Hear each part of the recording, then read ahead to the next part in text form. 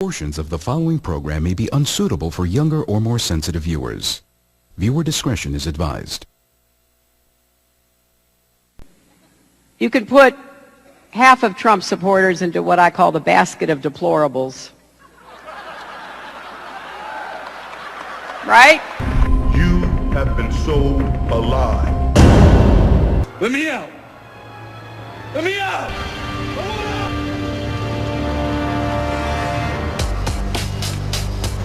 The Matrix is a system, Neo. That system is our enemy. But when you're inside, you look around, what do you see? Businessmen, teachers, lawyers, carpenters, the very minds of the people we are trying to save. But until we do, these people are still a part of that system, and that makes them our enemy. You have to understand, most of these people are not ready to be unplugged. And many of them are so inured, so hopelessly dependent on the system that they will fight. Hail Trump! Hail our people! Hail victory!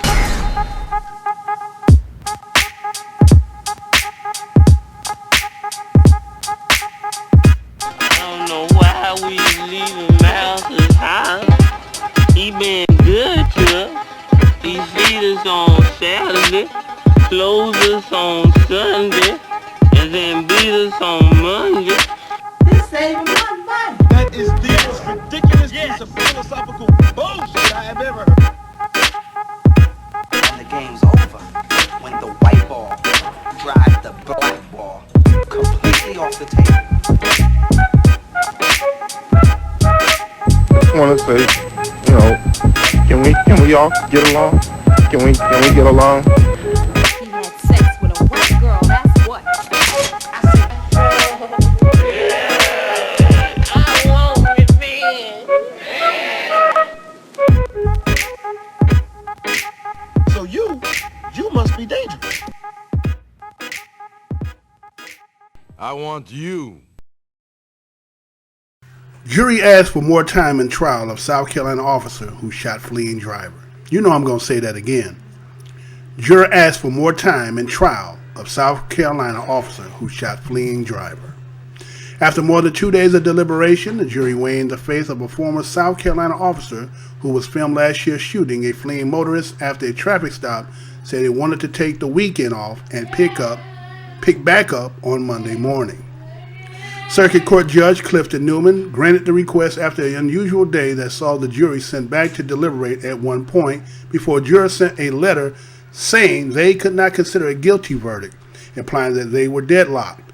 Before the jury asked later, "I cannot with good conscience consider a guilty verdict," the letter said.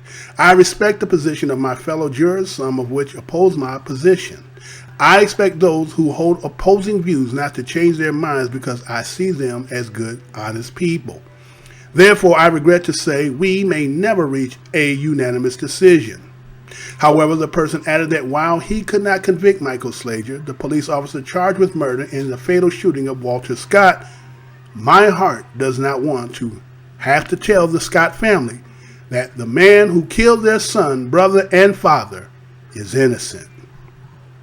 I was scared South Carolina officer on trial for murder and shooting of unarmed black man takes the stand. The jury was summoned back to court on Friday afternoon and ultimately told the judge it wanted to continue deliberating. Slager's attorney argued for a mistrial, but the judge let the jury continue deliberating and told them to send a note if they needed something explained. Not long after 6 p.m., the jury then told the judge in a note that they are beat and need some time. As Newman read from the bench, he agreed to let them take the weekend off and return to deliberations Monday at 9 a.m. Slager, who was white, was captured on video by a bystander shooting Scott as the black 50-year-old ran away after a traffic stop. The trial has largely hinged on this graphic video, which was widely seen across social media, news sites, and cable news, as well as the account from the officer who testified during the trial that he feared for his life after a scuffle with Scott following the traffic stop.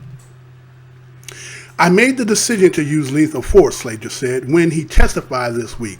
"Mr. Scott never stopped. He was always dangerous." Slager has pulled Scott over for a traffic stop in April 2015, and not long after the two men first spoke, Scott ran away from their cars. The officer gave chase, and a short time later could be seen taking aim at a fleeing Scott. It was this footage that was broadly circulated after the shooting, a graphic video that arrived amid intense scrutiny across the country of how police officers use deadly force. In the video, Scott can be seen running more than a dozen yards away from the officer, who fired a volley of bullets at the unarmed man's back. In court this week, Slager said he was in fear that after Scott had grabbed and used the officer's taser. "I was scared," Slager said during the trial, holding back tears. He described feeling total fear that Mr. Scott was coming towards me. South Carolina police officer charged with murder after shooting man during traffic stop. Slager also faces a federal civil rights charge stemming from the shooting and could face up to life in prison if convicted in that case. In the state case, if he is convicted of murder, he could be punished with between 30 years and life in prison. If convicted on manslaughter, he could be sentenced to between 2 and 30 years. Officers are seldom charged with murder or manslaughter for deadly on-duty shootings, although this number has increased recently and convictions are even rarer. On November 12th, a judge declared a mistrial in the case of a former University of Cincinnati police officer who was recorded on video fatally shooting a driver during a traffic stop in July of 2015. Much like the shooting in North Charleston, after graphic video footage emerged, the officer was charged with murder and fired. Prosecutors said last month that they would retry the officer in that case, pushing to put him back in court on charges of manslaughter and murder. Scott was one of 991 people fatally shot by police last year, according to a Washington Post database tracking such deaths. This year, police are on the pace of fatally shooting about the same number of people. And one key difference amid this era of heightened scrutiny and an uptick in officers being charged, more of these shootings are being captured on video. Hey, how's y'all doing? This is Mr. Blows Your Minds, your whiteologist, bringing my listeners the news, the report, storyline, the inside scoop, the dirt, the slant, spin, the sleight of hand, the reverse psychology, history, hidden agenda, my perspective to you, continentally, internationally, globally, especially locally in America and around the world. And you know what my motto is, y'all. I'm not telling you what I heard. I'm telling you what I know. Well, I'm back with another video. We'll be dropping continuously for those who want to hear my content. You know that the South Carolina Michael Slager case is due to have its verdict, but it's probably not going to be a verdict. And for some of you who didn't hear the story, I read the story for you for those who were not paying attention, who are preoccupied with so much other stuff. So what I did is I read the story for you so that you can figure out what's going on, because again, everybody is kind of preoccupied with so much going on, and we are bombarded from all sides with all kind of things that are just constantly happening. Things are being revealed. So, let's just start off with the fact that I'm pretty sure everybody is familiar with the Walter Scott case that happened in South Carolina, where it had been videotaped. You can see the footage clip here. And what we see here compared to what is stated in this story, and this was by the Washington Post, right? And so, the story, basically what they said, that it was an unusual day that saw the jury sent back to deliberate at one point before jurors sent a letter stating that they could not consider a guilty verdict a deadlock, right? So you basically, for those who may not know what a deadlock means. So a deadlock basically means a jury that is unable to reach a verdict. A failure to reach a verdict, which is known universally as a hung jury, results when the jurors cannot agree on a unanimous verdict in the case of a criminal trial, or the requisite majority number in a civil trial cannot agree on a single verdict. This result may occur despite exhortation by the judge in the case and despite being requested or being required to deliberate under increasingly stressful conditions. A hung jury results in a mistrial, which is, in the case of a criminal proceeding, allows the prosecution to try the case again. So based on what was stated here in this story, as one of the jurors who accordingly is being verbatim what was spoken outwardly, that he said, I cannot with good conscience consider a guilty verdict. Right? I respect the position of my fellow jurors, so some which oppose my position, I expect those who hold opposing views not to change their minds, because I see them as good, honest people. Therefore, I regret to say we may never reach a unanimous decision. Right? So obviously this person who came to the judge who was stating this is already saying, I am the cog in the wheel that I cannot with good conscience give this police officer a guilty verdict. So again, what's going to happen is probably most likely is going to be a mistrial, and the state is going to try to retry the case as into what part that, according to these juries or juror, that they could not go along with the instructions as into having the conscience to giving a guilt verdict, or is it just part of the game, right? And so, you know, this person here goes in to says he could not convict Michael Slager, and he says that he gives this so-called, confession that his heart does not want to tell the Scott family that the man who killed their brother, son, and father is innocent. Now, he says emphatically that he killed him, right?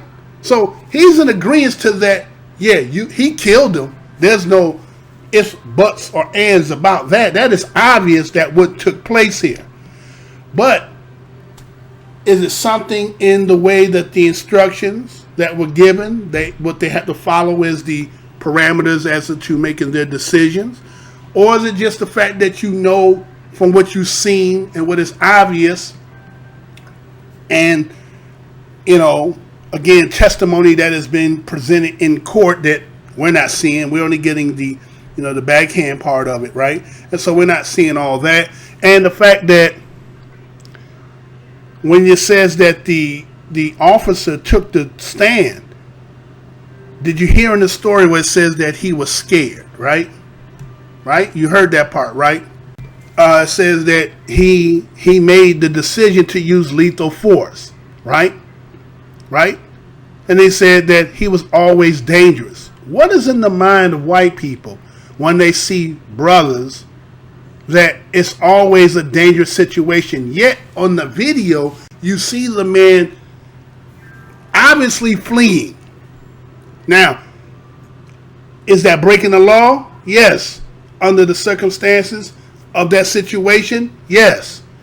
But what calls for you, as he states, that they quote him stating, I made the decision to use lethal force.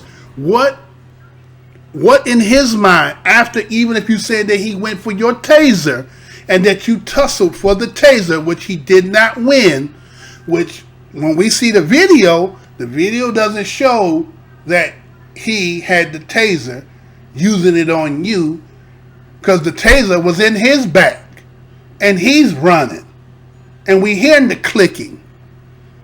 And as he is, according to this story, is several yards away. Every 3 foot is a yard. It says at least 12 yards. So we're talking about 36 feet. 36 feet away from where you are to where he is. You say that you had to use lethal force. And he was always dangerous. An unarmed man versus you who is armed is always dangerous.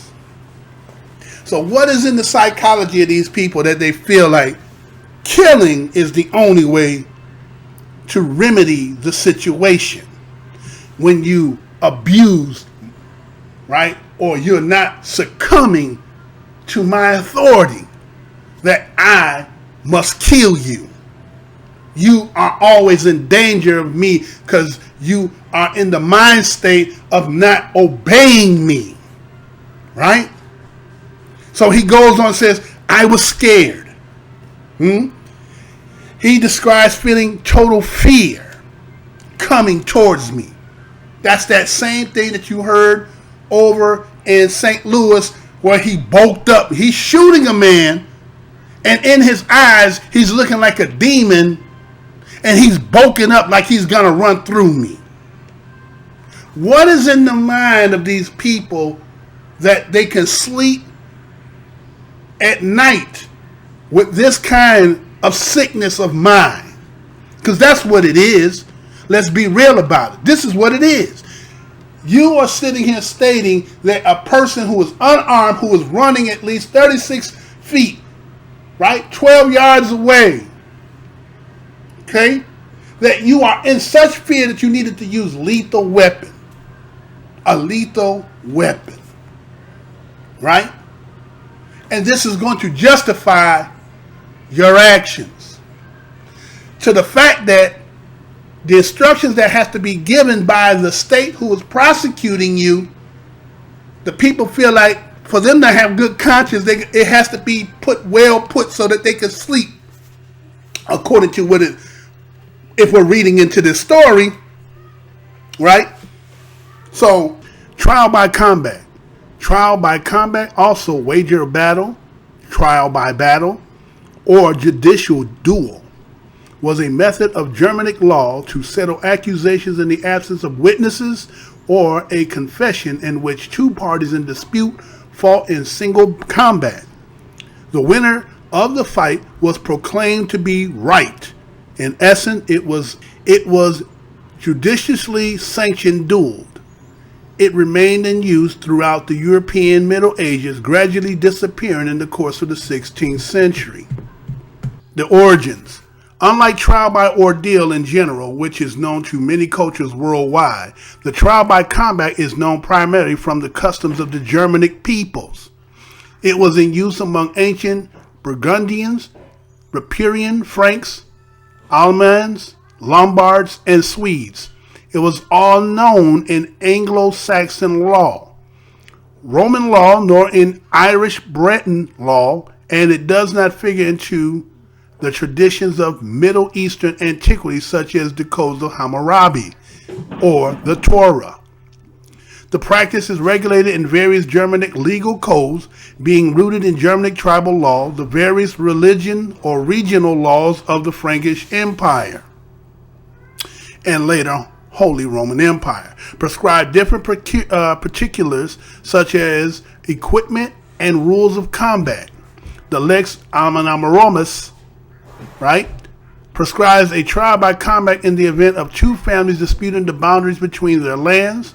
A handful of earth taken from the disputed piece of land is between the contestants, and they are required to touch it with their swords, each swearing that their claim is lawful. The losing party, besides forfeiting their claim to the land, is required to pay a fine. Let me tell you something that going back in this English, right? When they introduced trial by jury, right? The trial by jury was by Henry II. Henry found a new purpose for the jury, which William had used only to gather information from the Doomsday Book. There was a book called the Doomsday. Henry introduced into the shires courts as a mean of peacefully settling quarrels over land. Such disputes normally settled under feudal law, by dueling or by trial by combat. I want y'all to hear this. Anxious to keep the nobles from fighting one another, Henry offered the shire courts for the settlement of such cases. The jury, a group of men who presumably knew all the facts about the case, was summoned to the court. Before the jury members stated which lord was in the right, they took an oath in which they swore to tell the truth. Under this arrangement, many disputes were settled justly and without violence. The next step in the development of jury system was it was used in determining who should be brought to trial in criminal cases. Before Henry's time, many crimes went unreported, or even worse, innocent men were sometimes brought to trial as a result of false accusations. In order to be sure that no crimes went unnoticed, but that an innocent people were not accused of a spite or out of spite, Henry put the jury to a second use. He ordered his sheriffs to appoint 12 men from each neighborhood to report under oath any crimes that had recently been committed. This practice was the original of the modern grand jury, which accuses or indicts criminals but does not determine their guilt or innocence. Right? Go back to St. Louis, right?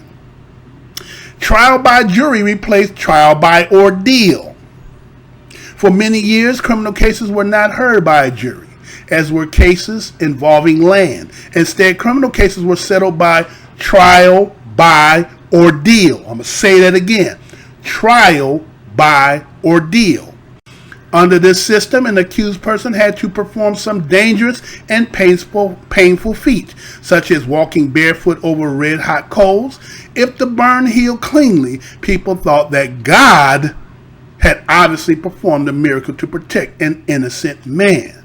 There was no legal inquiry into the facts.